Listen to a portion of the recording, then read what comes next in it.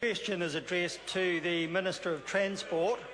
Does the government believe that the future transport demands of New Zealand's three main population centres will be less dependent on roading systems and instead utilise a greater proportion of alternatives to motorways? Mr Speaker. Honourable Jerry Brownlee. Mr Speaker, neither of those positions is the government position. We believe in an integrated approach to current and future transport needs involving roads, rail and public transport options. Supplementary. Supplementary question, Denis O'Rourke. If the government will not accept the need for alternatives to more road capacity to meet a greater proportion of future demand, upon what basis does it expect to satisfy future demand? Honourable Jerry Brownlee. Well, Mr Speaker, it's a great pity the member didn't hear my answer. I'll repeat it for him. The government believes in an integrated approach to current and future transport needs involving roads, motorways, rail and public transport options. Supplementary question, Denis O'Rourke. Does the government accept its responsibility to take a leading role in the development and provision of sustainable urban transport alternatives to roading in all of the main centres in the same way as it does for motorways, or does it expect local authorities to go it alone on this?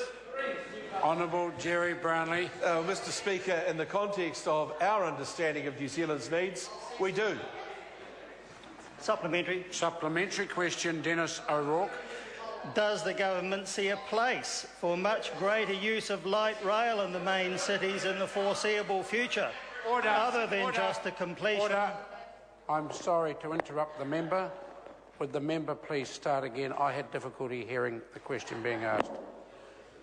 Thank you, Mr Speaker.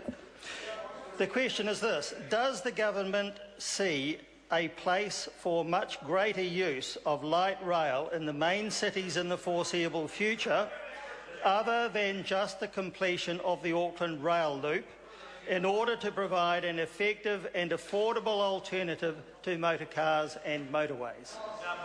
Honourable Jerry Brownlee. Mr Speaker, I think it's a very, very open question as to whether or not light rail in other parts of New Zealand would be an affordable alternative.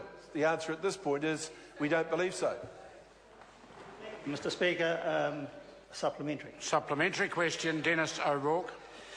In evaluating the long-term costs of passenger rail systems against more motorways, will the government include all of the real costs of motorways, including externalities such as road accidents and ACC costs, air and water pollution, parking and associated land costs, and for all those reasons, does the government accept the need to give higher funding priority to the alternatives? Honourable Jerry Brownlee. Mr Speaker, in the last measured year, New Zealanders travelled over 40 billion kilometres on the roads.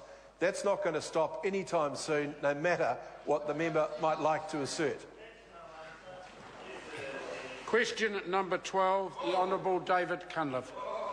Thank you, Mr Speaker. Order. Order.